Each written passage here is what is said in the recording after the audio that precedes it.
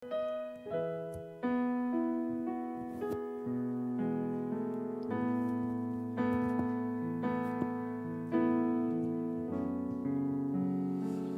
인사 나누겠습니다. 할렐루야, 할렐루야.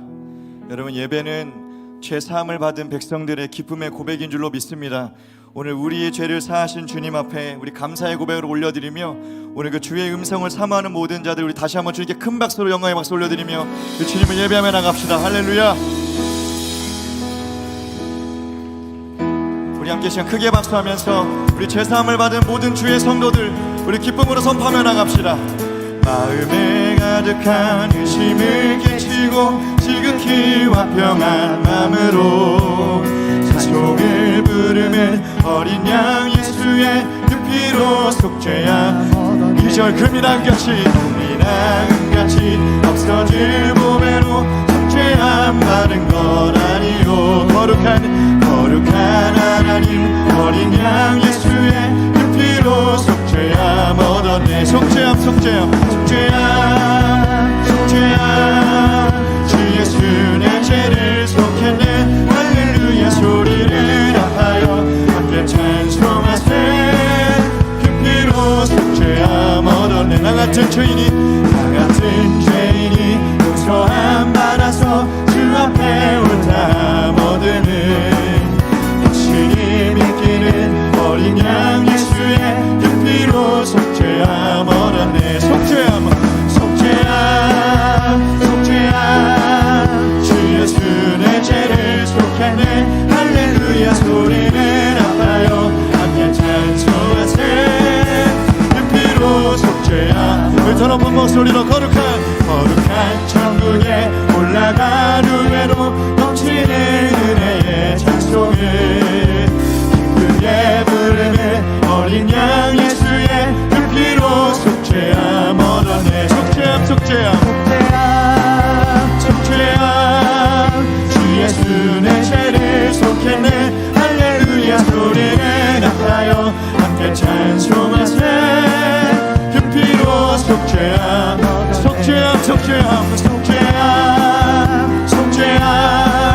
주 예수 내 죄를 속했네. 할렐루야 소리를 합하여 함께 찬송하세. 그 피로 속죄함 얻었네. 나의 등 뒤에서 나를 도우시는 주, 나의 인생 길에서 지치고 고나여 매일처럼 주저앉고 나를 밀어주시네. 일어나 걸어라 내가 새 힘을 주리니. 일어나 너 걸어라 내 너를 도우리. 나의 등 뒤에서 나를 도우시. 평안의 길을 갈 때 보이지 않아도 지치고 고나여 넘어질 때면 다가와 손 내미시네. 일어나 걸어라 내가 새 힘을 주리니. 일어나 너 걸어라 내 너를 도우리. 나의 등 뒤에서 나를 도우신. 때때로 뒤돌아보면 여전히 계신 주 잔잔한 미소로 바라보시며 나를 주님께 나갑시다. 일어나 걸어라 내가 새 힘을 주리니. 일어나 너 걸어라 내 너를 도우리. 일어나 걸어라 내가 새 힘을 주리니. 일어나 너 걸어라 내 너를 도우리. 우리 한 번 더 선포합시다. 일어나 걸어라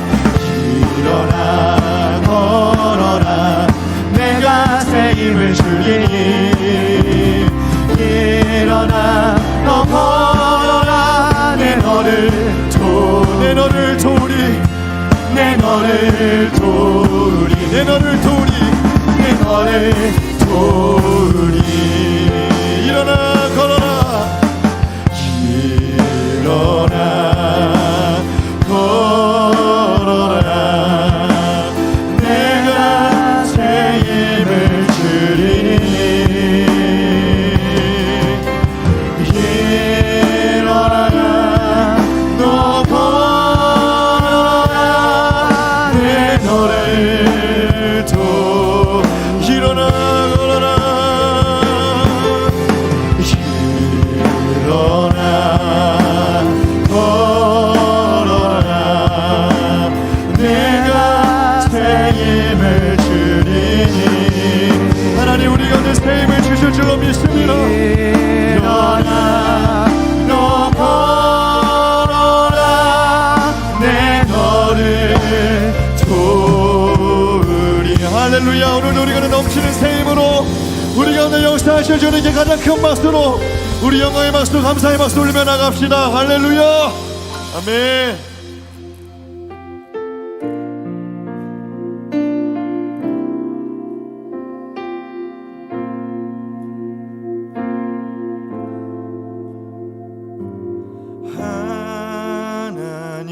하나님께로 더 가까이 갑니다. 고통 가운데 계신 주님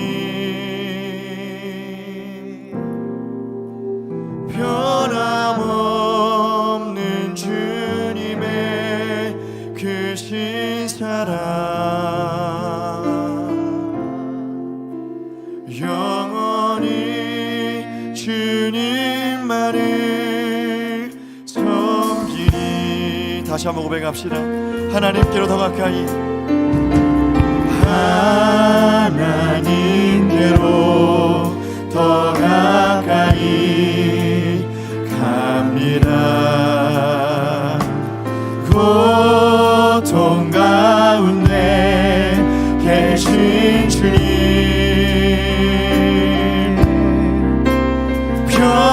변함없는 주님의 크신 사랑 영원히 주님만을 섬기리. 더 높은 목소리로 하나님께로 더 가까이 갑니다. 하나님께로 더 가까이 갑니다.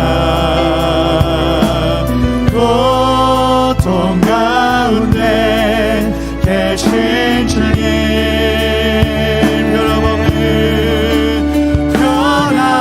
변함없는 주님의 크신 사랑 영원히 주님만을 섬기리. 계속적으로 고백합시다. 예수의 이름으로 예수의 이름으로 나는 일어서리라. 주가 주신 능력으로 나는 일어서리라. 원수가 나 향해 와도 쓰러지지 않으리. 주가 주신 능력으로 주가 주신 능력으로 주가 주신 능력으로 일어서 다시 한번 우리의 믿음의 결단을 고백합니다. 예수의 이름으로 예수의 이름으로 나는 일어서리라. 주가 주신 능력으로 나는 일어서 원수가 나 향해 와도 원수가 나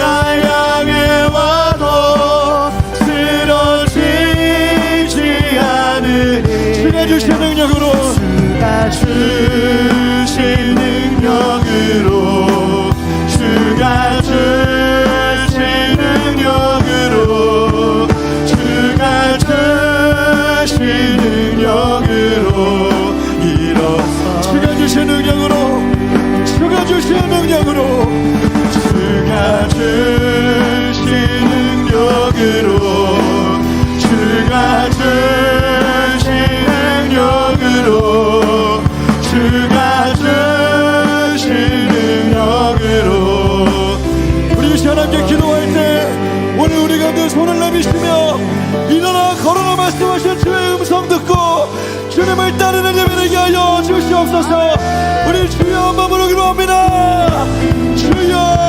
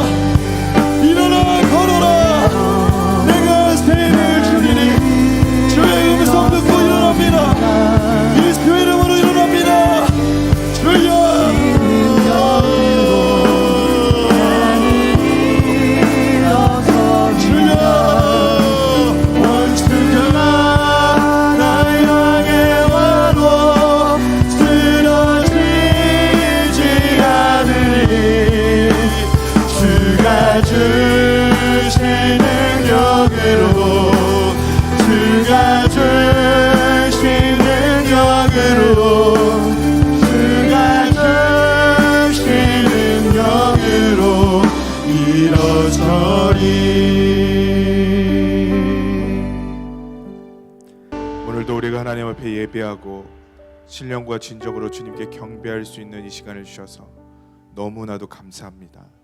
주님, 오늘 급하고 강한 마음에 원근 각지에서 성도들을 불러 모아 함께 예배하게 하시고, 또 바쁘고 분주한 많은 일이 있지만 주님을 선택하며 온라인으로 예배드리게 하셨습니다. 하나님, 오늘 그들에게, 갈급하여 찾아온 그들에게 하나님의 한량없는 은혜를 부어 넣어 주시옵소서. 주님, 갈급한 자에게 부스러기에 의한 은혜는 태산과 같은 은혜가 되어진 줄 압니다. 하나님, 오늘 여기서 단위에 선 자는 입술이 둔하고 미련한 자이나, 그래서 하나님, 만약에 은혜를 흘려도 부스러기의 은혜만 떨어뜨릴 수 있는 자이나, 그러나 오늘 신령과 진정으로 예배드리는 모든 성도들은 성령의 능력으로 말미암아 태산과 같은 은혜를 소유하게 하여 주시옵소서. 이 시대에 그 은혜가 필요합니다. 주님 오시는 소리가 더욱더 커지고 있고, 하나님, 우리의 신앙을 위협하는 법과 경제적 어려움과 문화적 공격들은 더욱더 강력해져 가고 있는데, 하나님, 우린 도대체 주님 앞에 어떻게 살아가고 있는지요?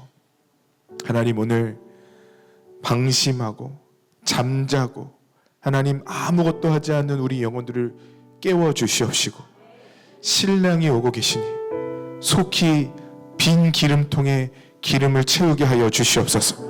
이 예배는 우리의 빈잔에 성령의 기름 부으심이 채워지는 예배가 되기를 간절히 소망합니다.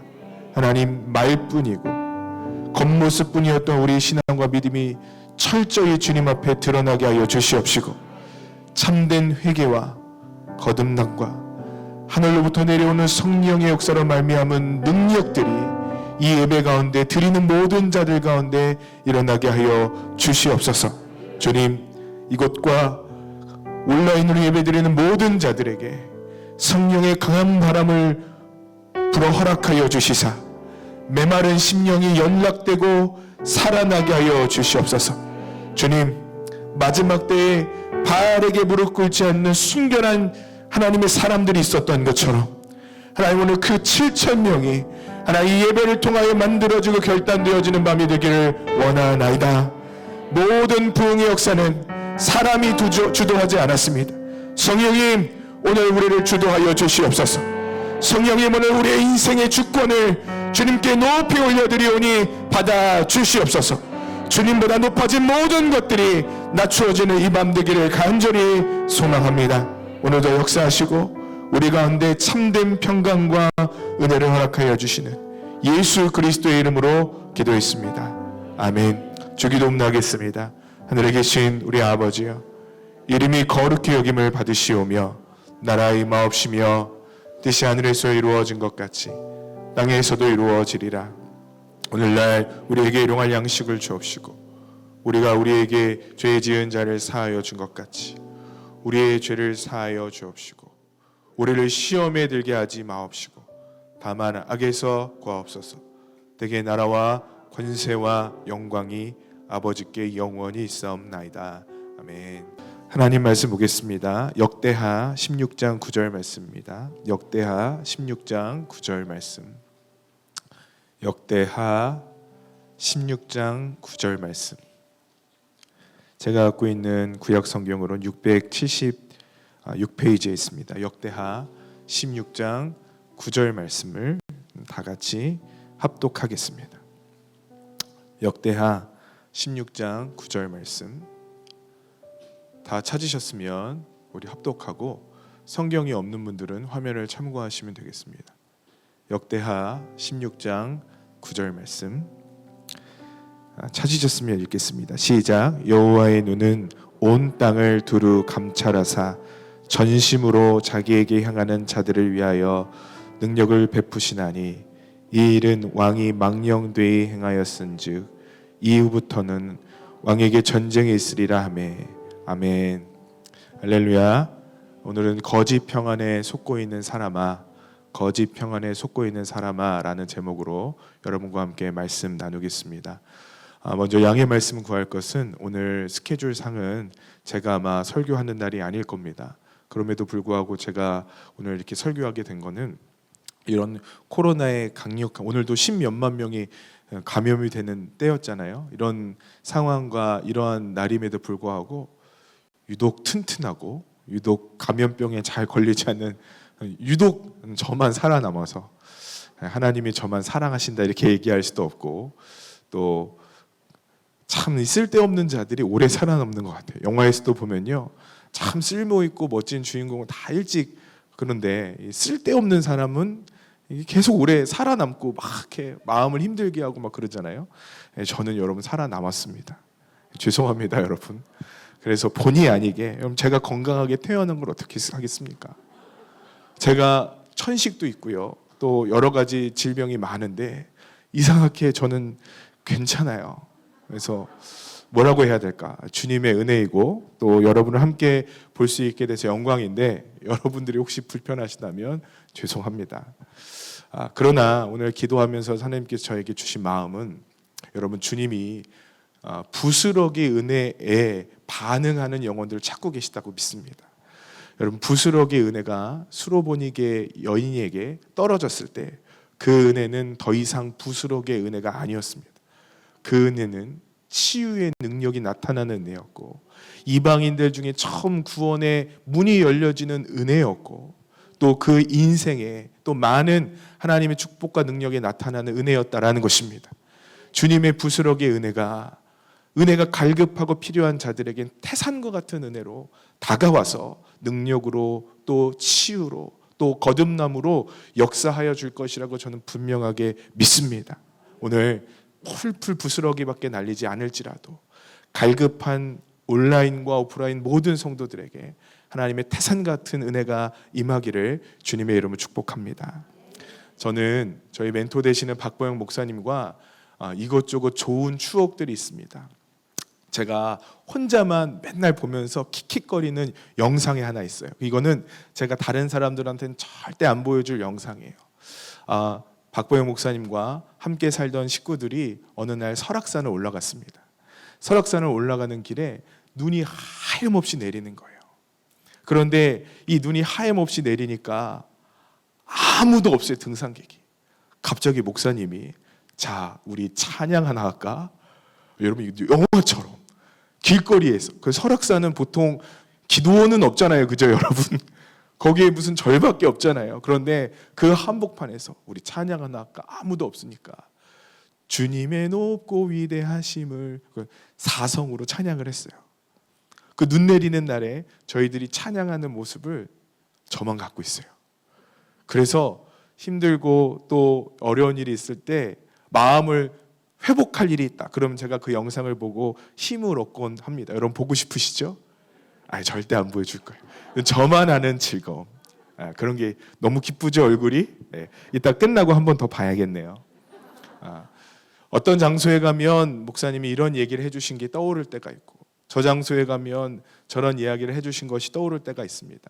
어느 날 어떤 그 강원도 어디 지역이었던 것 같아요. 그 지역을 목사님과 차를 타고 가고 있는데 그 지역에서 있었던 이야기 한 가지를 저에게 해주시는데, 그게 제 마음에 오랫동안 기억이 됐던 적이 있습니다. 그곳에 집회를 하러 가셨대요. 그런데 그곳에 정말로 뭐랄까요, 우리 목사들 사이에서는 정말 높은 자리에 있고, 누가 보아도 큰 교회, 누가 보아도 부러워할 만한 자리에 있는 목사님이 갑자기 박보영 목사님과 차를 단둘이만 딱 타더니 내가 당신에게 할 얘기가 있습니다 라고 얘기하시더래요. 그러면서 뭐라고 얘기하냐면, 이제 막 수행하는 목사나 다른 집사님, 권사님 안 계시니까 박보영 목사님의 설교를 듣고 있다가, 당신 어떻게 설교를 그런 얘기를 할 줄 알았대요, 박보영 목사님은.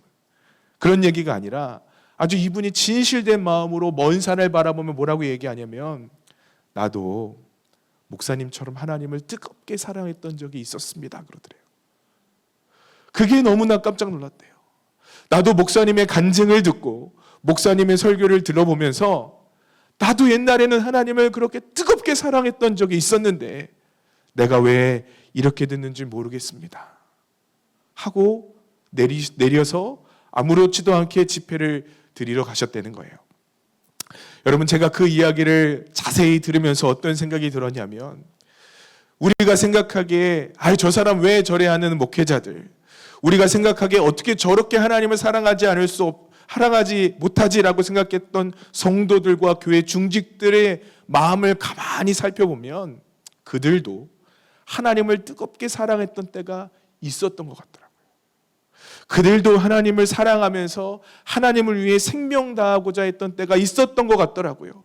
여러분, 저는 목회를 하면서 짧은 시간 목회하지만 이런 이야기를 뜨문뜨문 듣는 것이 아니라 아주 자주 듣습니다. 종종 듣습니다. 저도 옛날에는 하나님 이렇게 사랑했고, 저도 옛날에 이렇게 하나님을 뜨겁게 섬겼는데 제가 왜 이렇게 되었는지 모르겠어요 라고 저한테 얘기하시는 분들이 참 많이 있더라고요. 여러분들은 뜨거우셔서 잘 모르실 거예요.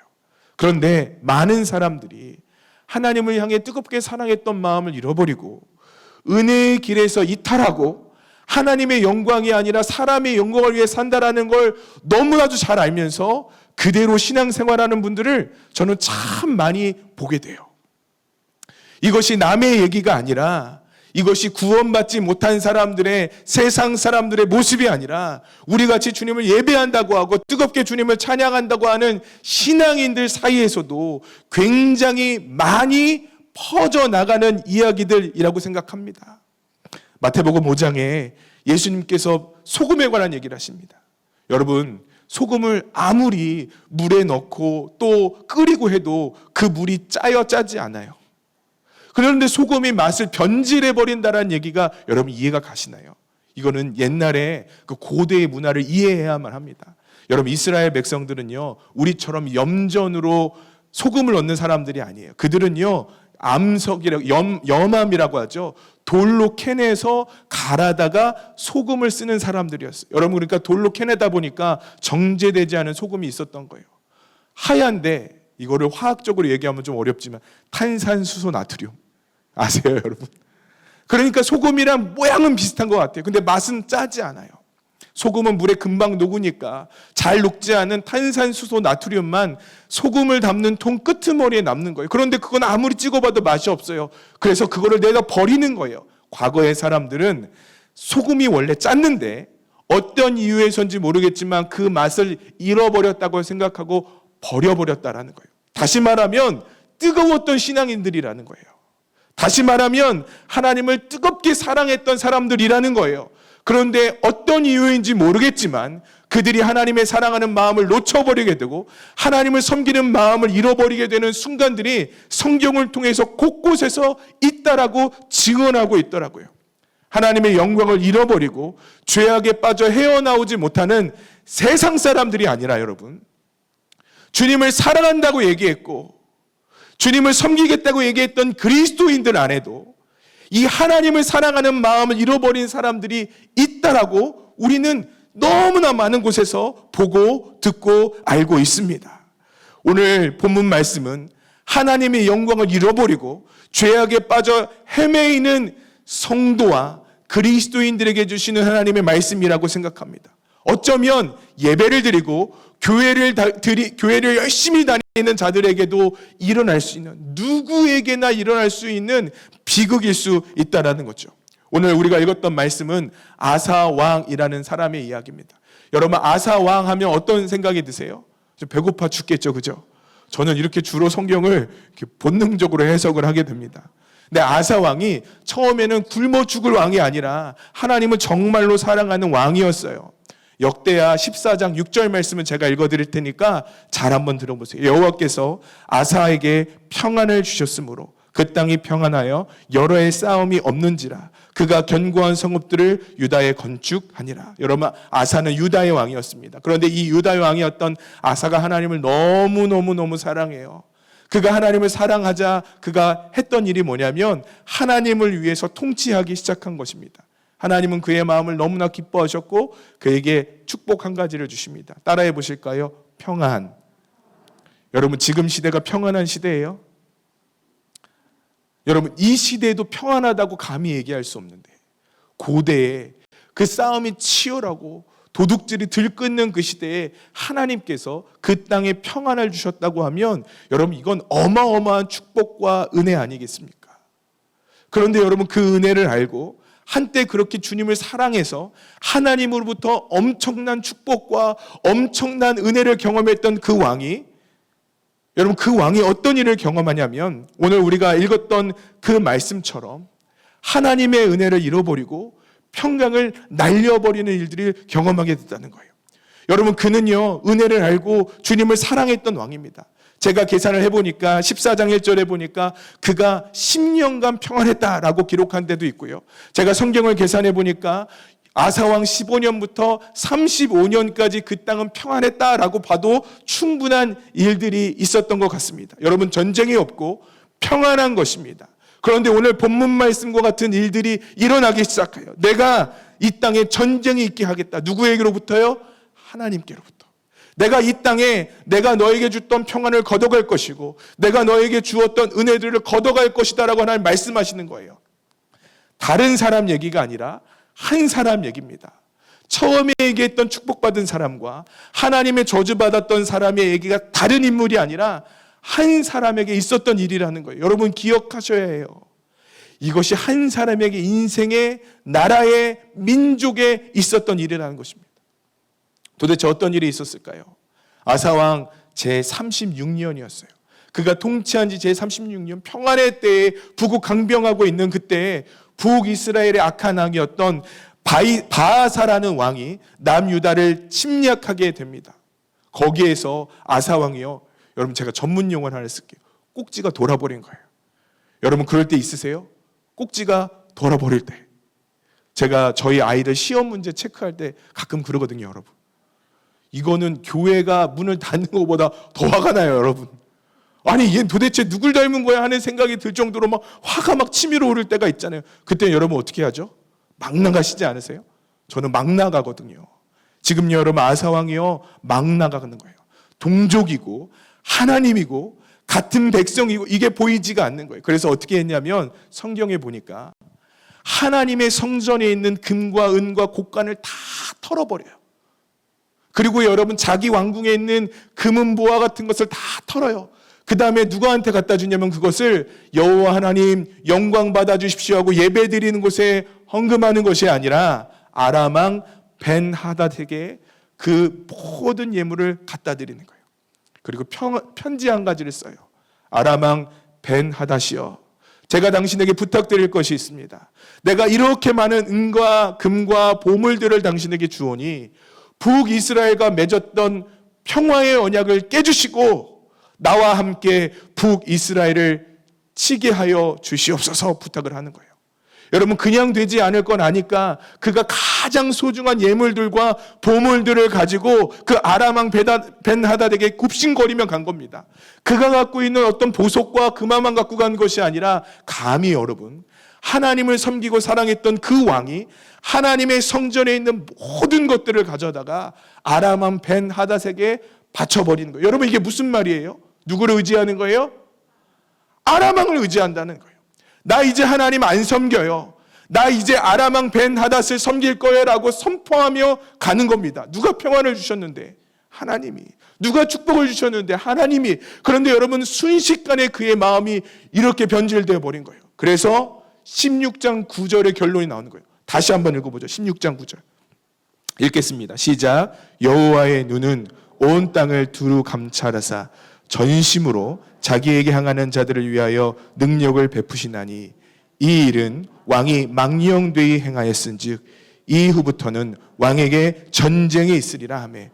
아멘. 여러분, 뭐라고 얘기합니까? 하나님께서 망령되이 당신을 보셨다라는 거예요. 여러분, 이것은 한 사람에게 있었던 일입니다. 어떻게 이러한 일이 가능할 수 있을까요? 여러분, 어떻게 이런 마음의 변질이 일어나고, 어떻게 이렇게 맛을 잃어버리고, 어떻게 그 하나님의 영광에 먹칠하고 똥칠을 하는 일이 벌어졌을까요? 하나님께서 그에게 주셨던 평안을 잃어버리고 하나님께서 그에게 허락하셨던 온갖 귀한 은혜와 축복들을 도대체 어떤 영적인 공격을 받았기 때문에 그가 이렇게 놓치고 무너지고 망가져 버렸을까요? 여러분, 추측 한번 해보세요. 여러분, 이 정도로 변질되려면 무슨 일이 필요할까요? 성경에 보면 아사 왕은 간음했다는 얘기 없어요. 성경에 보면요, 그가 도둑질했다는 얘기 없습니다. 여러분, 10계명 중에 그 어떤 것도 그가 어겼다라는 얘기가 없어요. 그럼 도대체 그가 받았던 영적인 공격이 뭐냐고요? 저는요, 여기에서 하나님께서 우리에게 이 시대에 주시는 메시지가 있다고 생각해요. 역대하 15장 19절입니다. 역대하 15장 19절. 화면에 나오거든요. 다 같이 한번 읽어보죠. 읽겠습니다. 시작. 이때부터 아사왕 제35년까지 다시는 전쟁이 없으니라. 아멘. 여러분, 이게 원인이에요. 성경을 잘 보세요. 간음 없어요. 우상 숭배도 없어요, 여러분.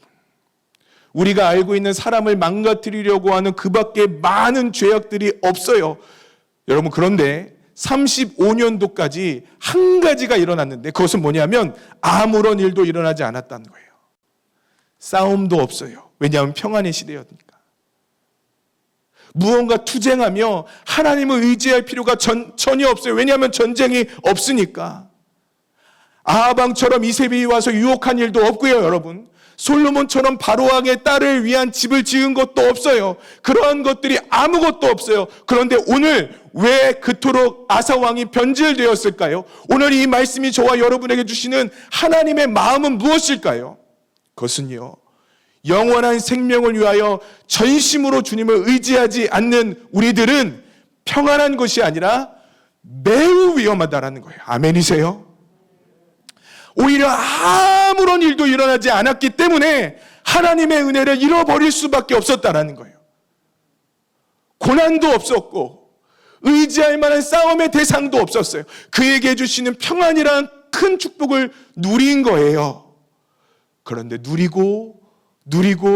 누리다 보니까 이제는 영적으로 무기력해졌다라는 거예요. 하나님을 사랑하고 의지하는 뜨거운 마음을 상실해버리고 습관처럼 예배드린 겁니다, 여러분. 그렇게 기가 막히게 주님을 의지할 만한 많은 문제들이 없었던 거예요. 그러고 나니까 그의 신앙이 어떻게 됩니까? 병들고 죽고 망가져도 버리더라는 겁니다. 여러분, 평안의 시대지만 영적으로 보기에 그 시대는 가장 위험하고 가장 영적으로 변질되기 쉬운 시대였다라는 것을 아사왕이 알지 못했다라는 것입니다. 여러분, 이 시대 같지 않습니까? 우리 그렇게 주님 의지하지 않아도 너무 잘 먹고 잘 살잖아요. 우리 그토록 주님 찾고 구하지 않아도 괜찮잖아요. 우리는 평화의 시대에 살아가고 있는 것 같습니다. 그러나 영적인 눈으로 보기에 이 시대는 평화의 시대일 수가 없다라는 겁니다. 아멘이신가요? 여러분, 이 시대는 영적인 위협에 처해진 시대라는 것입니다. 여러분, 주님 앞에 도대체 뜨겁게 기도했던 마지막 때가 언제십니까? 말씀을 부여잡으며 예수의 뜻대로 살고 싶습니다. 주님, 나를 좀 도와주십시오. 밤새도록 주님께 울부짖으며 살려달라고 기도했던 마지막에 여러분 언제십니까? 주님의 임재를 사모하며 새벽마다 밤마다 졸린 눈을 비비며 하나님 나를 좀 살려주십시오. 하나님 나를 좀 도와주십시오. 하나님의 은혜가 필요합니다. 없으면 죽을 것 같아요 라고 전투적으로 주님께 매달렸던 그 마지막이 도대체 여러분 언제이십니까? 기억도 나지 않는다고요? 10년 전, 20년 전 일이라고요? 여러분, 그러면 우리는 아무런 일을 경험하지 못하고 있을지라도 매우 영적으로 위험한 신앙생활의 시기를 경험하고 있다는 것입니다. 이것이 오늘 본문 말씀이 저와 여러분에게 주시는 하나님의 마음입니다. 여러분, 우리는 역사상 가장 위험한 신앙의 시기를 살아가고 있습니다. 다윗이 언제 주님과 가장 멀어지게 되었습니까? 그가 전쟁터의 한복판에서 주님과 멀어지게 되었습니까? 그가 아둘람 굴에서 도망하며 주님과 멀어지게 되었습니까? 그가 미친 척을 하며 침을 흘릴 때 하나님과 멀어지게 되었습니까? 아닙니다, 여러분. 그때 주님과 함께 가까이 있었습니다. 그러나 놀랍게도 다윗의 인생이 가장 부국하며 다윗의 인생이 가장 강병하며 다윗의 인생이 가장 평안한 시대에 그는 궁의 위를 올라가 거닐며 밧세바를 보고 간음하는 일을 저지르게 되더라는 것입니다. 여러분, 우리가 알기에 평안의 시대는 하나님의 축복인 것 같습니다. 그러나 거짓 평안의 시대에 다윗은 그 마음을 빼앗기고 하나님과 가장 멀어졌다면 여러분, 오늘 이 시대에 우리의 마음이 과연 잘 지켜지고 있는지를 확인하시기를 주님의 이름으로 부탁드립니다. 여러분, 어느 농부도 씨를 뿌리고 가만히 내버려 두지 않습니다. 여러분, 어느 과수원지기도 저절로 나무만 심어놓고 열매가 맺혀지기를 바라는 사람들이 없습니다. 여러분, 영적인 원리도 마찬가지 아닐까요? 지금 우리가 주님 앞에 아무것도 하고 있지 않으면서 영적으로 잠자고 있으면서 영적으로 무기력하고 영적으로 게으르면서 하나님의 거룩과 온전하신 은혜를 얻기를 원한다면 여러분, 과연 우리는 깨어있는 사람이냐 이 말입니다. 기억하셔야 합니다. 거짓 평안의 시대에 아사왕은 그 마음을 빼앗겨 버렸습니다. 여러분의 마음이 잘 지켜지고 있는지를 점검하시기를 주님의 이름으로 축복합니다.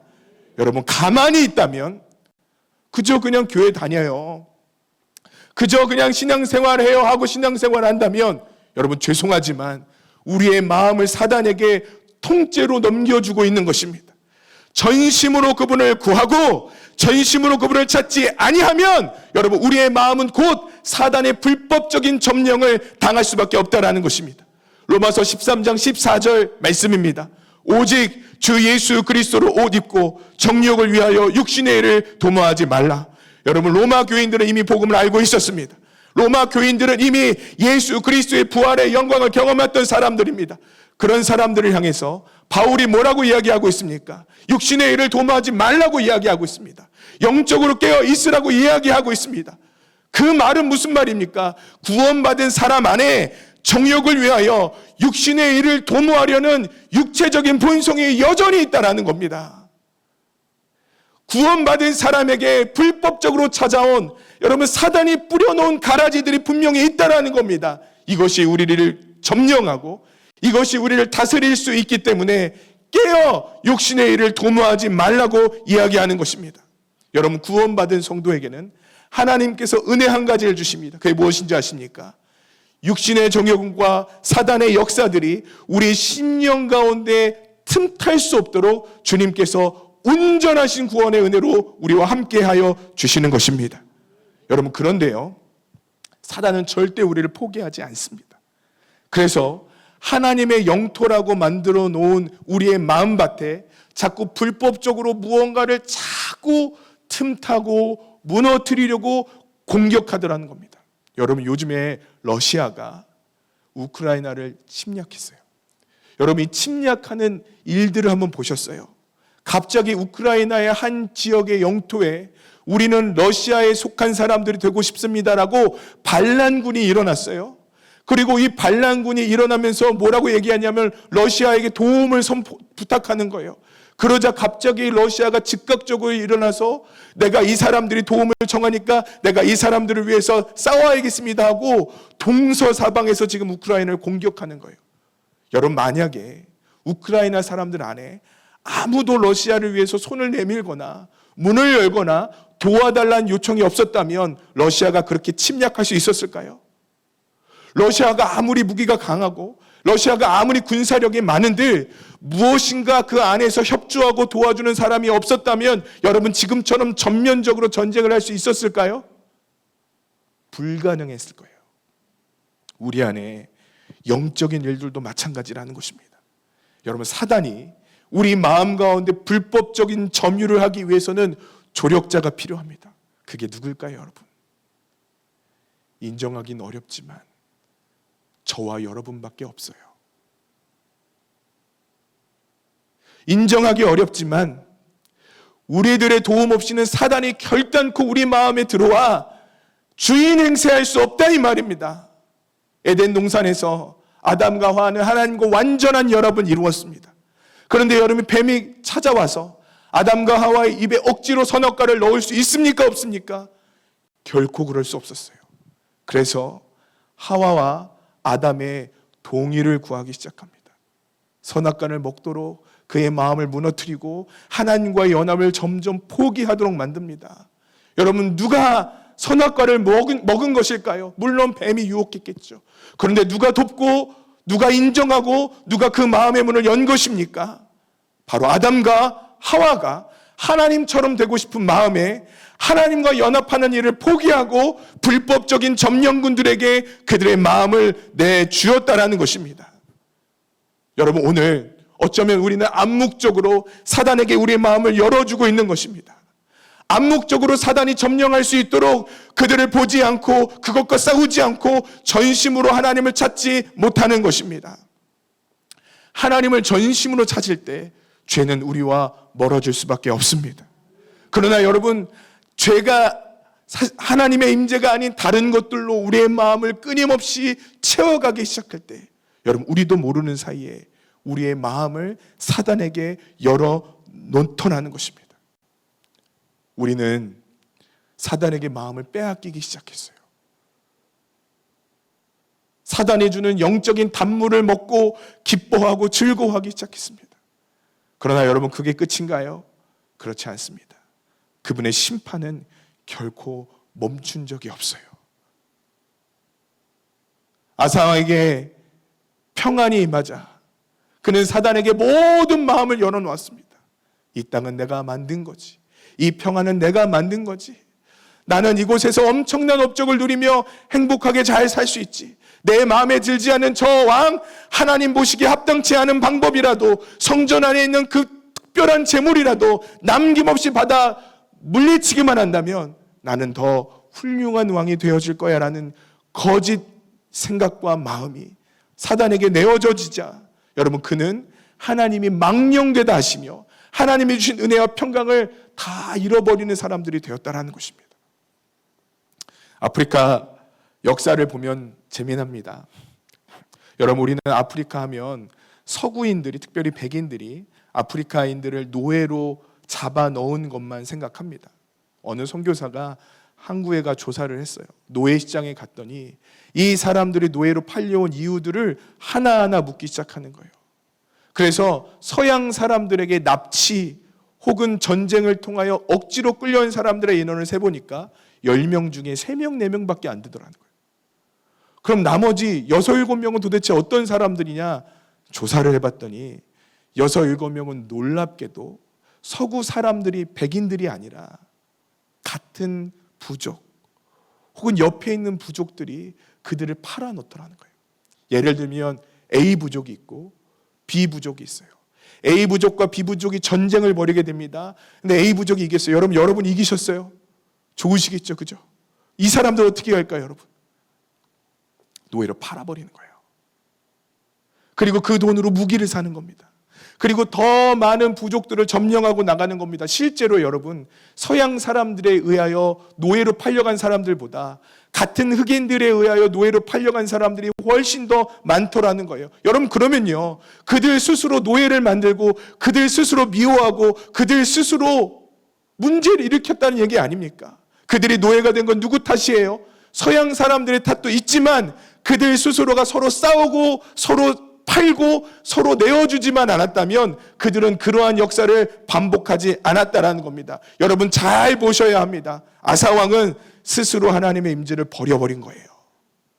아사왕은 거짓 평강에 사로잡혀서 하나님의 기준을 내어 던져버린 것입니다. 사랑하는 성도 여러분, 여러분은 어떠십니까? 지금 여러분 죄에게 동의하고 있지 않습니까? 어쩔 수 없이 유혹이 찾아와요. 어쩔 수 없이 내 마음이 끌려요. 천만의 말씀이에요. 예수 그리스도의 십자가는 결코 그렇게 연약하거나 결코 그렇게 힘없는 것이 아닙니다. 여러분, 성경은 분명히 얘기하고 있습니다. 죄악의 마음을 빼앗겨버린 그리스도인들은 그 그리스도인들 스스로가 사단에게 그 마음을 내주고 그들에게 주권을 주고 그들에게 먹이를 주고 그들의 마음을 열어 놓았다는 것입니다. 여러분, 혹시 죄에게 동의하고 있지 않습니까? 로마서 6장 14절은 분명히 이렇게 선포하고 있습니다. 죄가 너희를 주장하지 못하리니, 할렐루야.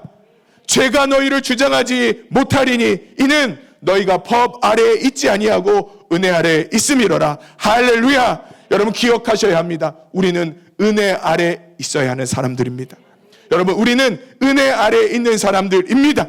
죄와 연합하지 않고 그리스도 예수와 연합할 수 있는 힘과 능력과 길을 우리 주님께서 허락해 주셨다라는 것입니다. 여러분, 거짓 평안이 우리를 속이고 있어요. 자꾸 거짓된 나비에게 우리의 마음을 주도록 하고 있다는 말입니다. 여러분, 마음의 문 절대 함부로 열지 마십시오. 모르는 사람에게 여러분을 약탈하고 도둑질할 세속적인 거짓 나비에게 여러분의 마음을 자꾸 열지 마십시오. 주님께서 여러분에게 명령하고 계신 것입니다. 아사왕은 문을 활짝 열어버렸어요. 거짓 평안에 사로잡혀 그 모든 방어력을 무력하게 해버렸습니다. 그는 하나님과 상관없는 인생으로 그 마지막을 걸어가고 있는 것입니다. 제가 뉴스를 하나 보다가 아주 흥미로운 뉴스를 봤어요. 어떤 일본 여자애가 고등학생인데 마약을 이 수백 건을 배달하는 배달책이었다는 거예요. 여러분, 아무리 세상이 악하고 아무리 이 땅이 험난해도 여러분, 고등학교 1, 2학년짜리가 그렇게 여러분 마약을 그렇게 쉽게 배달하니까 일본이 발칵 뒤집힌 거예요. 도대체 이게 어떻게 된 일인가 조사를 해봤어요. 이 아이는 부모님께 사랑받지 못하는 일종의 고아였어요.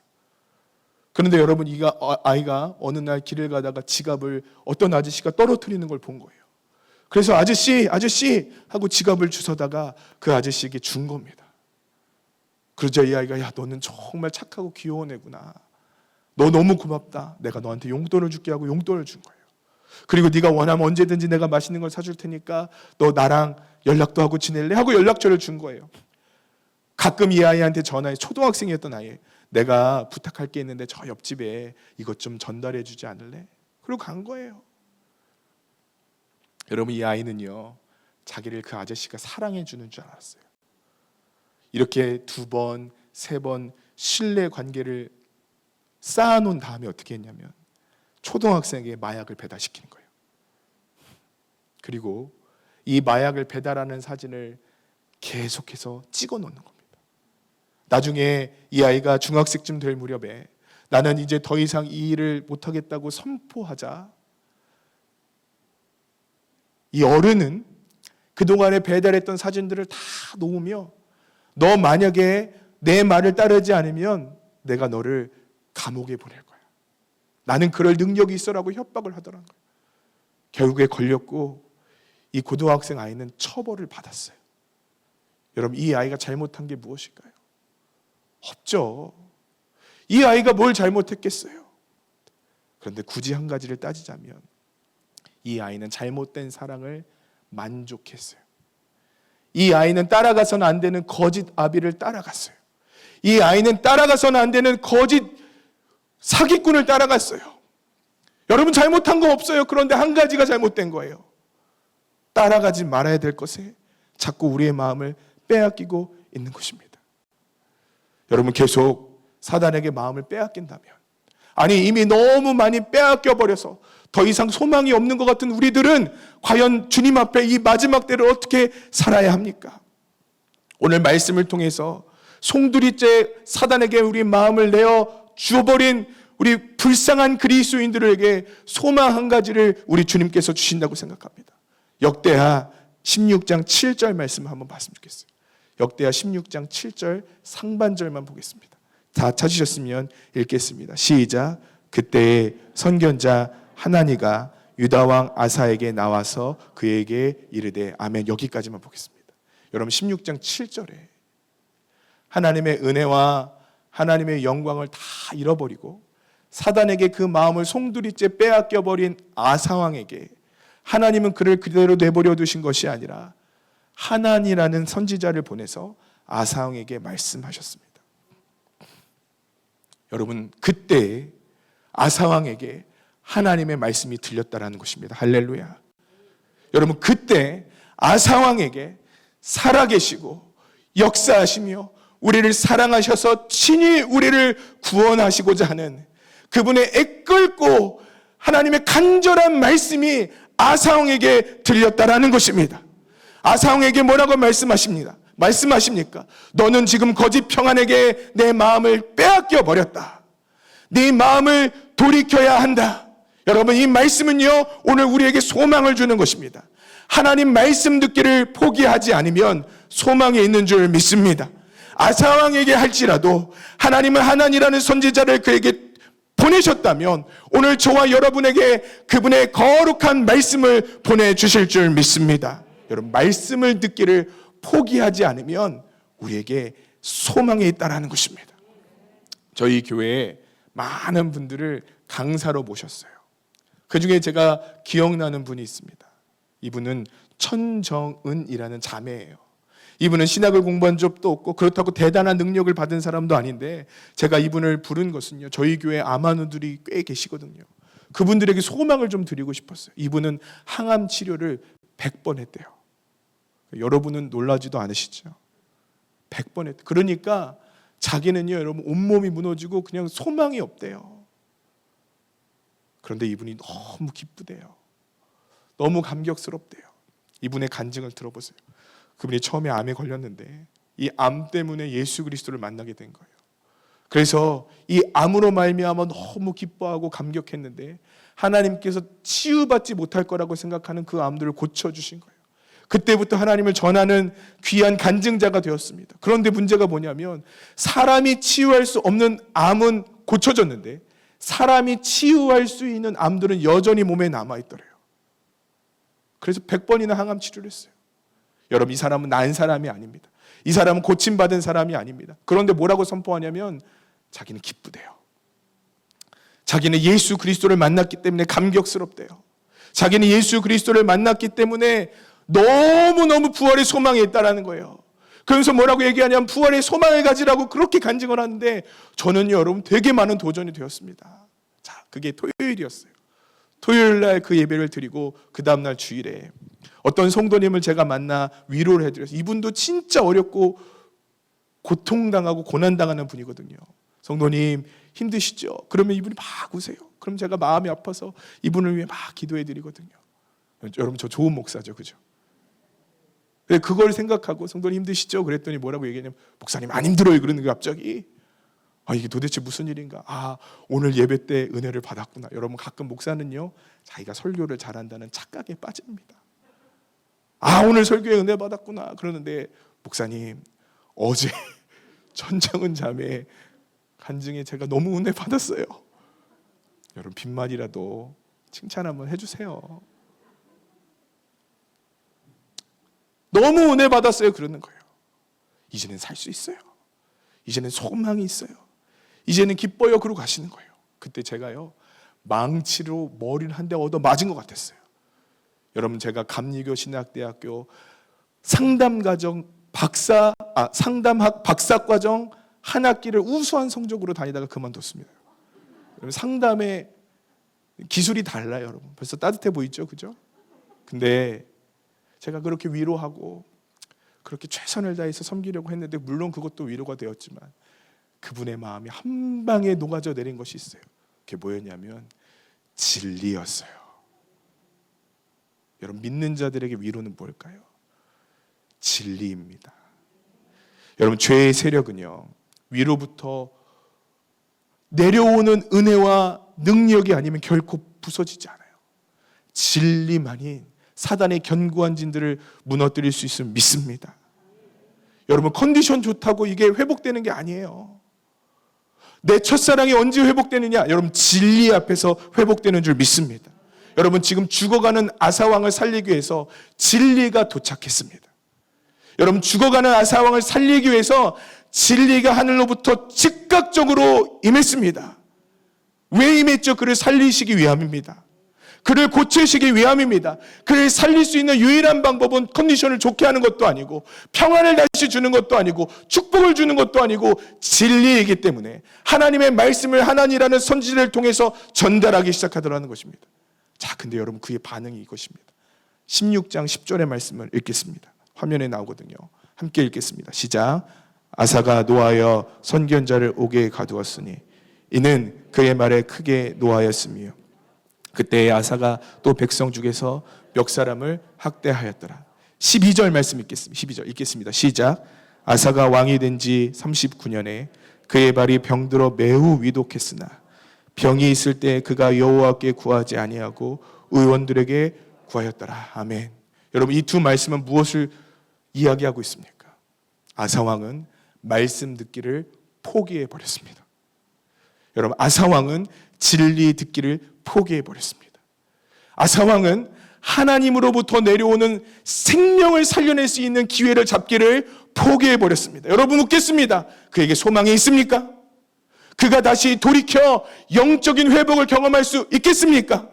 인간적으로 평안을 얻었겠지만 그의 인생의 마지막에 주님의 심판대 앞에서 하나님의 영광 앞에 설 준비가 그에게는 되었습니까? 결코 그럴 수 없다라는 거죠. 말씀 듣기를 포기해 버렸다는 것입니다. 여러분 지금도 이러한 비극은 이 시대에 일어나고 있습니다. 하나님의 말씀이 폐하여졌습니까? 아닙니다. 여러분 그분의 은혜가 그쳤습니까? 아닙니다. 그분의 십자가의 능력과 은혜가 오늘 우리에게 유효하지 않습니까? 아닙니다. 여러분 그분은 오늘도 살리실 수 있습니다. 그분은 오늘도 돌이키실 수 있습니다. 그런데 이 생명의 말씀 듣기를 포기하는 일들이 우리 가운데 일어나기 시작했습니다. 레이브닐 목사님이 쓰신 소돔에는 교회가 없었다라는 책의 일부분을 읽어드리겠습니다. 소돔에는 교회가 없었다. 우리에게는 무수한 교회가 있다. 소돔에는 성경이 없었다. 우리에게는 수백 권의 성경이 있다. 소돔에는 신학교가 없었다. 우리에게는 수십 개의 신학교가 있다. 소돔에는 기회가 없었다. 우리에게는 헤아릴 수 없을 정도로 많이 있다. 소돔에는 복음을 전하는 방송이 없었다. 우리에게는 선교 방송이 여러 개 있다. 소돔에는 하나님의 심판의 역사가 없었기 때문에 그들은 미리 경고를 받을 수 없었다. 우리는 하나님의 심판의 역사에 대해 알고 있다. 소돔은 이러한 불리한 조건 가운데 멸망했다. 여러분 소돔은 많은 기회가 없었습니다. 많은 말씀도 없었습니다. 그렇기 때문에 하나님 앞에 어쩌면 할 말이 있지 않겠습니까? 여러분 우리는 과연 주님 앞에 할 말이 있습니까? 여러분 우리는 절대 불리하지 않습니다. 그저 클릭 몇 번에 손가락질 몇 번에 줄 서고 감히 듣고 어려웠던 목사님의 말씀들을 들을 수 있는 시대에 살아가고 있습니다. 이 은혜의 말씀이 얼마나 많은지 홍수처럼 쏟아져 내리는 시대에 살고 있습니다. 더 이상 대중교통으로 자가용으로 줄 서지 않고 예배를 드릴 수 있는 기가 막힌 시대에 살고 있습니다. 여러분 줄 서지 않아도 됩니다.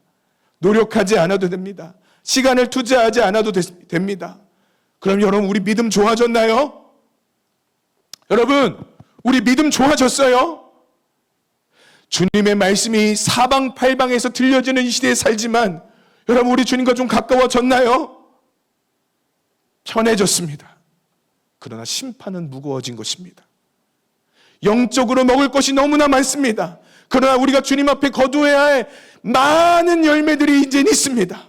열매를 맺기에 가장 쉽고 가장 분명하고 가장 영적인 환경에서 열매를 맺지 못하는 나무들이 받을 마지막 일이 무엇이겠습니까?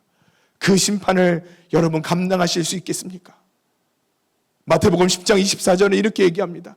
예수께서 권능을 많이 행하신 고을들이 회개하지 아무로 그때 책망하시되, 여러분 조금 있는 마을들 책망하지 않으셨어요. 어쩌다 들은 사람들 책망하신 것 아닙니다.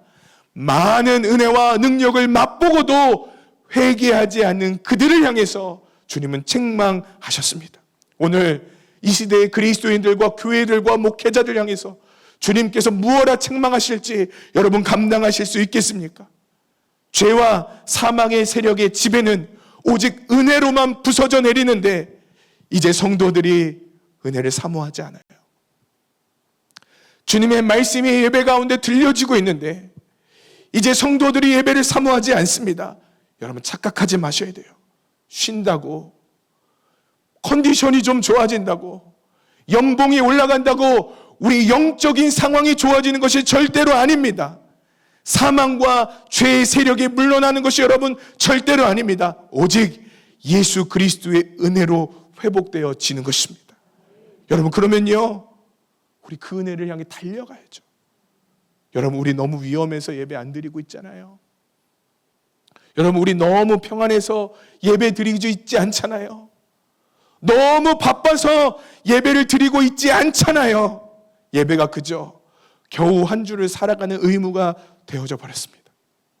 1907년 부흥회 때예요, 여러분. 목회자들이 집회를 못 갔대요. 많은 성도들이 목회자들을 향해서 얘기하는 겁니다. 목사님, 제 죄를 위해서 기도해 주십시오. 목사님, 제가 주님 앞에 기도하고 싶은데 함께 예배하고 기도해 주십시오. 저에게 주님의 말씀을 선포해 주십시오. 주님의 위로를 주십시오. 주님의 은혜와 만나를 주십시오. 갈 수 없습니다. 아침부터 저녁까지 목회자가 너무 지칠 정도로 은혜를 사모하는 성도들이 있었다는 겁니다. 여러분 오늘 이 시대는요, 여러분 은혜를 사모합니까? 그렇게 하나님 말씀 앞에 서려고 합니까? 생명의 말씀이 주님의 보좌로부터 떨어져 내린다고 할 때 과연 그 은혜를 사모하여 받으려고 하는 사람들이 몇 명이나 있을까요? 여러분 이론 중에 회색 코뿔소라는 이론이 있습니다. 뭐냐면요, 코뿔소가 등치가 엄청 크잖아요. 그리고 색깔도 너무 잘 보이게 회색인 거예요. 천천히 아주 큰 위협이 다가오고 있어요. 그런데 막을 방법이 없어요. 그런데 회복할 방법이 없어요. 천천히 오지만 아주 분명하게 다가오는 위협을 회색 코뿔소라고 합니다. 예를 들면 인구 문제 같은 게 회색 코뿔소예요. 여러분 영적인 회색 코뿔소가 이제 우리에게 다가오고 있습니다. 예배 드리기를 포기하고, 말씀 사모하기를 포기하고, 주님께 부르짖기를 포기하고, 썬데이 크리스천으로 살기를 결단한 모든 성도들에게 지금 회색 코뿔소가 다가오고 있습니다. 예배가 능력임을 깨달아야 합니다. 말씀을 통해 내가 부서지는 것이 참된 예배임을 인정해야 합니다. 여러분 그런 부서짐이 없이 우린 도대체 왜 이 자리에 이 시간을 낭비하고 있는 것입니까? 예배에 관해서 제가 정말 사모하는 이야기 하나가 있습니다. 박보영 목사님이 안성에서 목회를 하실 때 목사님은 많은 사람들 앞에 설교하는 아주 유명한 부흥 강사는 아니셨어요. 그런데 어느 날 한 지방의 목사님으로부터 전화를 받았습니다. 그 목사님의 사모님은 이단에서 파송한 일종의 스파이였던 거예요. 신학교에 파견되어 좋은 목회자들을 골라서 결혼을 하고 애를 낳았는데 어느 날 자면서 그런 얘기를 하대요. 예수는 실패한 구원자야. 나는 다른 이단의 교주를 위해 왔는데 그분이 참된 구원자입니다. 여러분 목사님의 목회는 끝나버린 겁니다. 그 가정은 풍비박산 나은 겁니다. 이제 아무것도 소망으로 다가올 수 있는 것은 없는 것입니다. 그 이야기를 듣고 박보영 목사님이 간절하게 부탁을 했대요. 딱 한 번만 둘이 와서 나를 좀 만나달라. 목사님 어떻게 하셨어요? 무슨 논리와 방법으로 그들의 마음을 돌이키셨어요? 아무것도 안 했어. 그저 같이 잠깐 예배드리죠. 우리가 늘 익숙하게 부르는 예수 십자가에 흘린 피로써 그대는 씻기어 있는가 찬양하고 안수기도 했대요. 근데 갑자기 그분이 고꾸라지더니 막 울기 시작하더래요. 그분이 가끔 연락 오셔서 아직도 예배를 드린다고 하시더라고요. 여러분 가슴 뛰지 않으세요? 여러분 막 설레지 않으세요? 여러분 막 기대되지 않으세요? 여러분 이것이 예배입니다. 사랑하는 성도 여러분, 듣기를 포기하지 마십시오. 예배 드리기를 포기하지 마십시오. 주님께 부르짖는 것을 여러분 우리 절대로 포기하지 마십시오. 우리의 삶에 어떤 것이 오더라도 여러분 우리 이것을 절대로 포기하지 마십시다. 죽은 나사로가 예수님의 말씀을 들었을 때 그는 살아났습니다. 하나님의 영광과 은혜를 놓쳐버린 밧세바를 범한 다윗은 하나님으로부터 온 나단의 선지자의 음성을 듣고 다시 하나님의 자녀가 되는 놀라운 일이 있었습니다. 여러분 우리에게 심판의 때가 옵니다. 오늘 우크라이나의 한 시민이 인터뷰하는 것을 보았습니다. 이분은 러시아의 접경과 멀리 떨어져 있는 키예프라는 수도에서 살고 있는 한 여성분이었습니다. 그분이 뭐라고 얘기하냐면 저는 너무나 충격입니다. 이러한 침공이 루간스크나 도네츠코 같은, 그러니까 러시아의 접경과 같은 곳에서 일어날 줄 알았지, 러시아와 이렇게 멀리 떨어져 있는 수도까지 폭격이 날아오고 전쟁이 일어날 줄은 저는 꿈에도 알지 못했습니다. 여러분 인터뷰하는 사람들마다 다 같이 뭐라고 얘기하냐면 이런 일이 일어날 줄 몰랐습니다. 이런 일이 일어날 줄 몰랐습니다. 이러한 일이 일어날 줄 몰랐습니다 라고 후회하더라고요. 이미 도망가고 싶어도 항공기는 결항되고요. 이미 도시에는 많은 사람들이 탈출하려고 하기 때문에 차들이 아비규환을 이루고요. 이제는 그것마저도 허락되지 않는 아주 여러분 비참한 상황이 되었습니다. 그들이 이 날이 올 줄 알았다면 절대 그 땅에 머물러 있지 않았겠죠. 그들이 그 날이 올 줄 정말로 알았다면 여러분 그들이 그렇게 대비하지 않았겠죠. 그런데 뭐라고 얘기하냐면 정말로 이 일이 일어날 줄 몰랐습니다라고 얘기하더라고요. 사랑하는 성도 여러분, 아사왕이 그 날이 올 줄 알았을까요? 사랑하는 성도 여러분, 솔로몬 왕이 그날이 올 줄 알았을까요? 여러분 예수를 믿다가 포기해버린 많은 타락한 그리스도인들이 여러분 주님의 심판대 앞에 서서 어떤 생각과 마음을 갖고 있을까요? 내가 그때 하나님의 음성을 들었어야 되는데, 내가 그때 주님의 은혜를 붙잡았어야 하는데, 내가 그때 주님께 거듭나고 돌이켰어야 하는데, 여러분 그런 생각 들지 않겠습니까? 저는 요즘 목회하면서 그런 생각이 너무 많이 들어요. 내가 그때 주님께 더 드렸어야 되는데, 내가 주님께 전심으로 돌이켰어야 되는데, 내가 그때 하나님께서 나에게 주신 하나님의 음성을 내가 붙잡았어야 되는데, 저는 그날이 올 줄 몰랐거든요, 여러분. 그날이 저에게 다가오고 있는 줄 몰랐거든요. 사랑하는 성도 여러분, 그날은 오고 있습니다. 아사왕 35년까지 평강의 시대였습니다. 그러나 36년 하나님께서 그 은혜를 걷어가시고 그에게 심판과 진노의 분을 놓으실 그날이 있을 거라는 것을 아사왕은 알지 못했습니다. 여러분 35년은 절대 평강의 때가 아닙니다. 거짓 평안으로 닫혀진 여러분, 영적인 귀를 열어 놓으십시오. 좋은 말씀과 좋은 환경을 찾아다니며 편식할 정도로 지금은 여러분 평안의 때가 아닙니다. 지금은 영적으로 전시 상황입니다. 여러분 절대 평안의 때가 아닙니다. 깨어 주님의 은혜를 붙잡아야 할 때입니다. 여러분 주님의 신랑 오시는 소리, 발자국 소리가 들려지고 있는데, 여러분 지금 비어있는 등을 갖고 있다면 여러분 빨리 주님 앞에 나오셔야 할 때입니다. 이 시간 우리 함께 기도하십시다. 하나님 은혜가 필요합니다. 깨어 하나님의 음성과 말씀을 들어야 할 때입니다. 하나님 말씀을 알려주시고 깨닫게 하시고 듣게 하시고 돌이키게 하여 주시옵소서. 내 마음을 내어줬던 모든 것들 이제는 주님께 다시 돌이키게 하여 주시옵소서. 우리 기도하겠습니다. 준비하신 예물도 함께 봉헌하겠습니다.